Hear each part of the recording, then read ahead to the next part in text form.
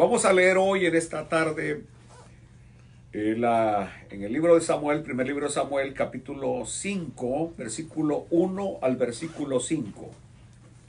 Allí estaremos leyendo en esta tarde. Primer libro de Samuel, capítulo 5, del 1 al 5.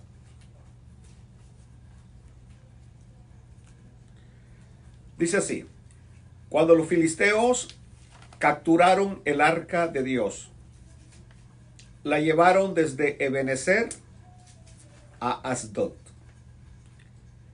Y tomaron los filisteos el arca de Dios y la metieron en la casa de Dagón y la pusieron junto a Dagón. Y cuando al siguiente día los de Asdod se levantaron de mañana, he aquí Dagón postrado en tierra delante del arca de Jehová. Y tomaron a Dagón y lo volvieron a su lugar. Y volviéndose a levantar de mañana el siguiente día, he aquí que Dagón había caído postrado en tierra delante del arca de Jehová, y la cabeza de Dagón y las dos palmas de sus manos estaban cortadas sobre el umbral, habiéndole quedado a Dagón el tronco solamente. Por esta causa los sacerdotes de Dagón y todos los que entran en el templo de Dagón no pisan el umbral de Dagón en Asdod hasta hoy. Bueno, vamos a llegar hasta ahí nada más porque creo que esta lección va a tener dos partes. Pero el tema de esta semana es el arca y los filisteos. El arca y los filisteos. Después de la batalla donde el arca es capturada, y en la lección pasada vimos lo trágico de la muerte de Elí, sus dos hijos, su nuera, los miles y miles de soldados que habían muerto en batalla. Creo que ya es hora de preguntarnos qué se hizo del arca, qué pasó con el arca de Dios, dónde está el arca de Dios, o más bien, ¿qué está haciendo Israel para recuperar el arca? ¿Qué está haciendo Israel para recuperar el arca? Pero ¿saben algo? No hallamos en el texto bíblico que Israel hiciese absolutamente nada para rescatar el arca. Es increíble.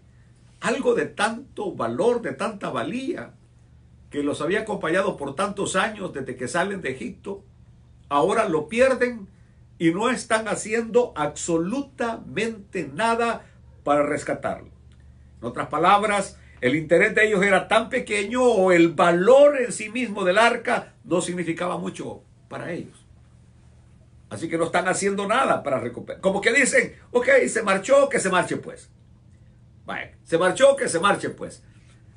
Como siempre hago alusión a los problemas hogareños. Digámosle como que el marido se va de la casa y la mujer dice, se marchó, que se marche pues. Es decir, no es la gran cosa la que he perdido. O démosle vuelta, cuando es la mujer la que se va. Y que el hombre dice, se marchó, que se marche pues. Porque no hay mucha valía o aprecio o amor en aquello que se ha perdido. Observe usted que Israel está actuando de la manera más mansa. En otras palabras, no está haciendo absolutamente nada. Se queda manso, el arca se ha perdido y no hace nada. Cuando yo llego aquí, ¿no les parece a ustedes que hay mucho parecido a la experiencia de muchos creyentes?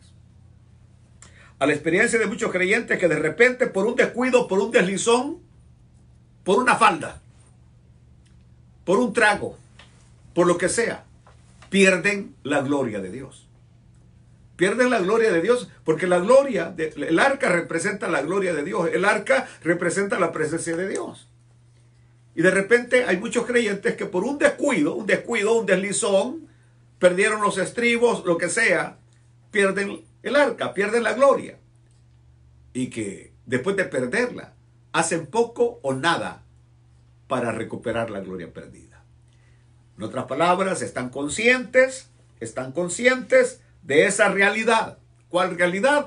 Que perdieron la gloria, que perdieron la presencia, que se deslizaron, que fracasaron, pero no hacen nada o hacen muy poco para recuperar o corregir la falta. Corregir la falta y de esa manera recuperar la tan preciada presencia de Dios. Mi estimado hermano, amigo, es aquí donde debemos detenernos. En nuestra fragilidad humana, y esa es la experiencia del apóstol Pablo, cuando Pablo decía: miserable de mí, ¿quién me podrá librar de este cuerpo de muerte? Porque las cosas que no quiero hacer son las que termino haciendo. Mas sin embargo, encontramos a un Pablo que siempre, en su humanidad, pienso que cuando le fallaba, inmediatamente él trataba de recuperar el terreno perdido. Y de eso debería tratarse la vida cristiana. Por eso es que el apóstol San Juan nos escribe y nos dice: hijitos míos, estas cosas os escribo para que no pequen, para que no pequéis. Pero si alguno hubiere pecado, abogado tenemos para con el Padre a Jesucristo el justo. Y luego agrega San Juan: y la sangre de Jesucristo, su Hijo, nos limpia de todo pecado. El problema es cuando el hombre falla y no trata de hacer nada para corregir. Y esto de que el hombre falla, me refiero a creyentes, pero también me refiero a ministros. Me refiero a hombres que en algún momento han estado en el gran ministerio que Dios les ha dado, en el ministerio, y que cuando fracasan no hacen absolutamente nada para recuperar la gloria perdida. Ahora bien, los filisteos capturan el arca, se la llevaron, iban gozosos, muy contentos de haberse hecho con ella. Si ustedes se acuerdan, antes de la batalla los filisteos estaban temblando. Estaban temblando cuando oyeron que el arca había traído al campamento. Los filisteos estaban temblando. Pero ahora, cuando la tienen en sus manos, algo sucede. Dios no les permite que hagan absolutamente nada de violencia con el arca. Era costumbre muchas veces en esos pueblos que cuando capturaban el ídolo, el dios de los otros pueblos, lo destruían para darle una victoria, un triunfo a su dios, a su ídolo, de su pueblo, de su nación. Entonces cuando capturaban al dios del otro pueblo vencido, venían y desmenuzaban la imagen del Dios, la desmenuzaban, la hacían pedazos como para demostrar: nuestro Dios es más poderoso que el Dios de este pueblo. Mas sin embargo, aquí la cosa es diferente. Dios no le permitió a los filisteos hacer absolutamente nada de violencia contra el arca que habían capturado. Dice que la llevaron con mucho cuidado, y la pusieron en un lugar seguro. La transportaron a una ciudad llamada Asdod, que era una de sus 5 ciudades importantes. Pero Asdod sobresalía porque era donde estaba el templo de Dagón, el dios de ellos. La llevan a una ciudad importante, a un lugar seguro, y ahí la ubican juntamente con el dios de ellos. ¿Por qué la ponen juntamente con el dios de ellos? Es probable que de alguna manera ellos sabían del poder que había en el arca. Ellos mismos lo habían dicho: estos son los dioses que te libraron de Egipto, son los dioses que te trajeron por el desierto. Le atribuían un poder especial al arca del pacto. Entonces, al llevarla allí, era como que estaban añadiendo un dios más a su colección de dioses. Porque cuando la gente se vuelve a la idolatría, un ídolo más, un dios más, uno menos, uno más, no tiene relevancia. Al fin y al cabo, tienen muchísimos. Así que probablemente lo agregan a su colección de dioses, que era lo que hacían también, por ejemplo, los romanos. Era lo que hacían los griegos, que cuando conquistaban a un pueblo, especialmente los griegos, empezaron a hacer esa estrategia, que no se iban en contra del Dios de los pueblos, sino que simplemente lo agregaban a la colección de dioses que tenían. Pero también es probable que hayan llevado el arca como para darle un tributo a su Dios, como para decirle a su Dios: venciste al Dios de los israelitas, venciste al Dios de los judíos.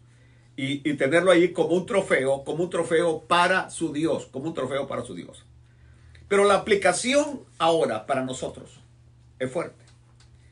Es fuerte porque cuando estaba preparando esta lección en la mañana, venía a mi mente de hombres que en algunos momentos han hecho temblar a los impíos, a los inconversos, con sus poderosos mensajes. Así como el arca hizo temblar a los filisteos cuando oyeron que venía para el campamento.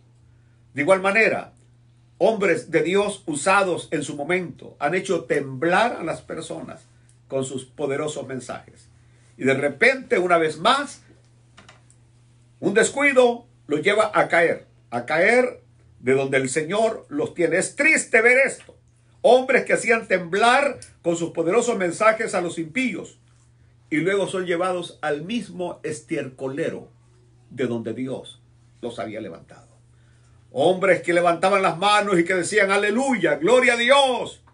Y que cuando uno los veía esa firmeza y esa convicción de fe. Y ahora verlos con olor a alcohol. Y ahora verlos con los ojos rojos bajo el efecto de la marihuana o bajo el efecto de la cocaína. Ahora verlos arrastrados en los centros de prostitución es cosa terrible, cosa triste. Mas sin embargo, hay algo que llama la atención. Porque he tenido la oportunidad de platicar con hombres que en algún momento gustaron de la gloria de Dios y que fueron llevados de nuevo a ese estiércolero, no solamente del pecado, pero algunos terriblemente más a la misma religión de la cual venían antes, a la misma religión. Y volver a adorar los ídolos de los cuales habían salido. Como dice San Pedro, el mismo vómito, el perro vuelve al vómito que había sacado de su boca. Pero hay algo interesante.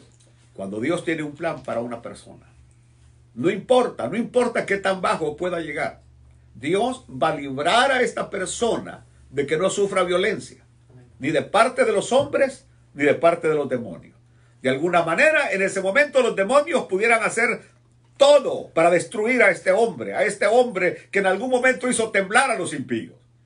Mas sin embargo, aún en esa condición caída, Dios evita que sean usados como instrumentos de violencia, y Dios los guarda, aún esperando el momento cuando regresarán de nuevo a servirle a Dios. Así que estos filisteos añaden el arca porque pensaban que era un Dios más. Y aquí es bien importante lo que voy a decir. Dios, el Dios que nosotros tenemos, es un Dios único. Amén. Él no comparte su gloria con nadie. Él es único y no necesita de más. No necesita de más. Así que los filisteos estaban equivocados en esta parte. Ahora bien, ahí está el arca ya, el arca del triunfo. Ahí está el arca del pacto en el templo de Dagón. Ahora vamos a ver cómo el arca triunfa sobre Dagón. El arca triunfa sobre Dagón.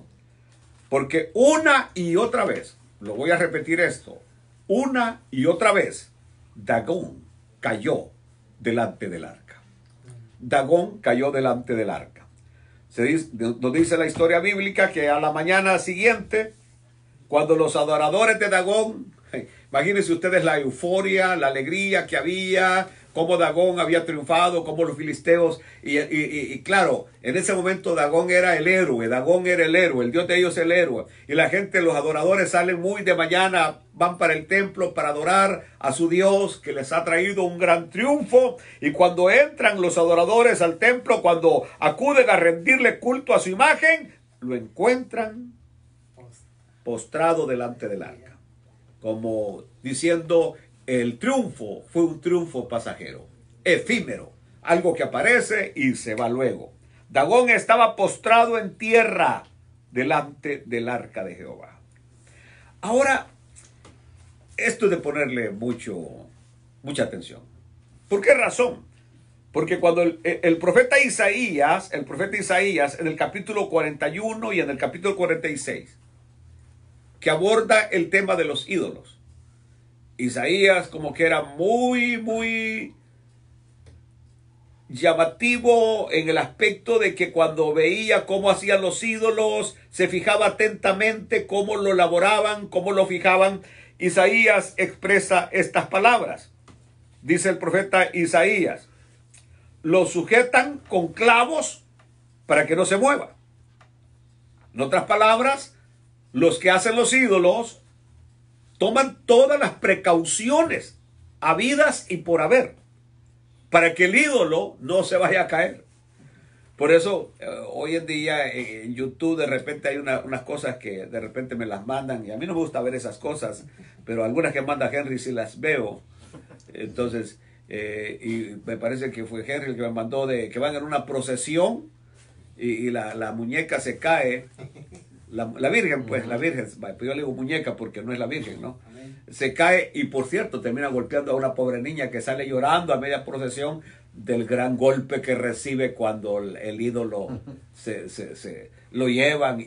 O sea, en otras palabras, tomaron sus precauciones, pero no las tomaron bien, no las fijaron bien, no lo fijaron bien. Y yo vengo de eso, porque el carpintero es el suegro de mi papá, el carpintero, el que hacía el trono donde se llevaba el ídolo de mi cantón al pueblo, una calle que es empedrada, una calle que el terreno va para abajo, y este Santiaguito hacía unos tronos de una mariposa que se iba abriendo, que se iba cerrando, y el San Lorenzo que aparecía, que se escondía. Yo me recuerdo, era muy astuto él para hacer eso. Luego hacía otro donde el San Lorenzo iba escondido abajo y de repente alguien le movía algo y el San Lorenzo subía, salía del trono y luego le volvían a hacer para abajo y con una manivela y volvía a bajarse como algo que sube y baja, y ese Santiaguito se las ingeniaba. Pero lo que más se las ingeniaba era dónde lo iba a poner, de tal manera que por ninguna causa en aquellas bajadas se hubiera algo que San Lorenzo se cayera. Entonces, es decir, ellos toman sus precauciones habidas y por haber para que no vaya a suceder una situación de que la fe de la gente se venga abajo en una situación de esas. Así que por eso Isaías dice, lo sujetan con clavos para que no se mueva. Lo ponen con clavos para que no se mueva. Y agrega todavía en el 46:7.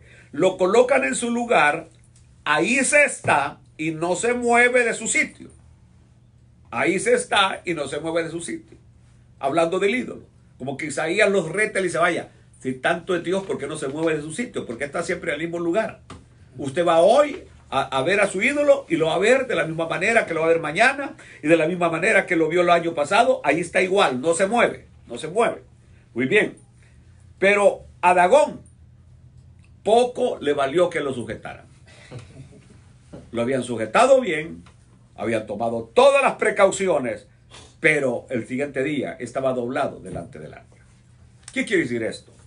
Que el reino de Satanás ha de caer desierto delante del reino de Cristo. El reino de Satanás siempre va a perder, todo el tiempo va a perder. Nosotros tenemos que sentirnos contentos, que estamos del lado del reino ganador. Amén. Delante del reino que siempre va a ganar. Sí. Al final de la historia, al final de este gran conflicto de los siglos, quien sale triunfando y vencedor es el reino de Cristo. Amén. Es el reino de Cristo. Y nosotros estamos bendecidos de estar del lado del equipo ganador, aunque aparente hoy se pueda ver, aparentemente, que se está perdiendo. Muy bien. Ahora, observen ustedes que cuando en este momento como que Israel se ha quedado desprotegido, como que su religión no vale, como que su religión se ha venido para abajo, pero cuando los intereses de la religión parecen estar en decadencia y próximos a hundirse, aún entonces aparece Dios actuando para que la fe todavía siga adelante. Es lo que está haciendo Dios. Él no hubiera podido hacer nada, porque aquí quien está haciendo algo es Dios. Los israelitas no están haciendo nada para recuperar el arca. Quien está haciendo todo es Dios. Es Dios. Porque no era el arca, era Dios el que estaba haciendo esto, era Dios. Ahora, los sacerdotes, cuando les avisan a los sacerdotes que el ídolo está doblado, los primeros adoradores corren, ¡hey! El ídolo está adorado. Los sacerdotes entonces vienen, lo encuentran en el suelo, encuentran a su ídolo en el suelo. Lo voy a repetir. Encuentran a su ídolo en el suelo. Se apresuran de nuevo a colocarlo en el mismo lugar para que nadie supiese lo que ha ocurrido. Lo vuelven a colocar en el mismo sitio como que para que nadie se dé cuenta, para que todo, y saben ustedes, no digan nada, ¿ok? No digan nada. A los adoradores que habían madrugado, no digan absolutamente nada. Por favor, no digan nada, ¿ok? Entonces, para que no les venga una maldición. No digan. Entonces, ahora, observen ustedes lo que voy a decir hoy. Triste y necia cosa es hacer un Dios que si se cae, necesita de alguien para que lo levante. Qué terrible poner la confianza y la fe en un Dios que si se cae, no se puede levantar por sí mismo y que necesita de alguien para que lo levante. Esa es la historia de todos aquellos que adoran ídolos. Que adoran ídolos. Pero más triste aún, aquellos que ponen su confianza en esos ídolos. Si la triste realidad de estos ídolos que se caen y no se pueden levantar, que necesitan de alguien que los levante. Pero todavía más terrible y triste, aquellos que ponen su confianza y su fe en estos ídolos. Así que lo vuelven a poner allí. El siguiente día vuelve a aparecer, pero ahora la situación es diferente. Aparece sin cabeza y aparece con sus manos dobladas. En otras palabras, aparece sin cabeza y aparece sin manos. Aparece sin cabeza y aparece en sus manos. Un terrible espectáculo, dado que la imagen del dios Dagón era de aquí para arriba, cabeza de hombre, y de aquí para abajo, cuerpo de pez. Entonces, cuando llegaron aquellos y no lo ven con la cara de hombre, no lo ven con manos, sino que solamente ven el tronco de pez nada más, era una imagen burda del ídolo que adoraban. Se descubrió entonces, así como lo que me pasó a mí en San Martín, cuando por primera vez yo me di cuenta que es lo que había debajo de las faldas de la Virgen.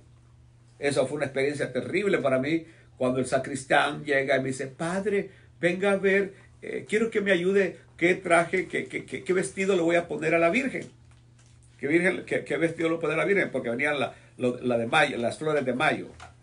Y voy, y está el sacristán, que era medio raro, por cierto, y está escogiendo los vestidos. Me dice: mire cómo la he maquillado. La maquillaba, le ponía pintura en los labios, le ponía colorete en los cachetes y le pintaba las cejitas. Era bárbaro, era bueno para maquillar el sacristán. Pero yo me llevé una experiencia tremenda cuando la voy viendo a la Virgen sin falda. Y veo que lo que había abajo nada más era una armazón de alambre. Un alambre que se hacía así, y por eso cuando le ponían el vestido se le veía el vestido así bien bonito el vestido. Él nunca supo, quizás, pero cuando yo salí de ese cuarto donde la estaba preparando a la Virgen, yo salí con mi fe y dije: qué raro es lo que yo estoy poniendo mi fe. Ya para ese momento yo ya venía con situaciones que estaba leyendo la Biblia y dije: qué raro en lo que yo estoy poniendo mi fe. Este Dagón estaba ahora sin cabeza y estaba sin manos. La cabeza de alguna manera representa conocimiento y las manos de alguna manera representan poder. En otras palabras, ahora tenemos a un ídolo que no tiene ni conocimiento ni tiene poder. Un ídolo que no puede aconsejar a su gente, que no puede guiar a su gente porque no tiene cabeza.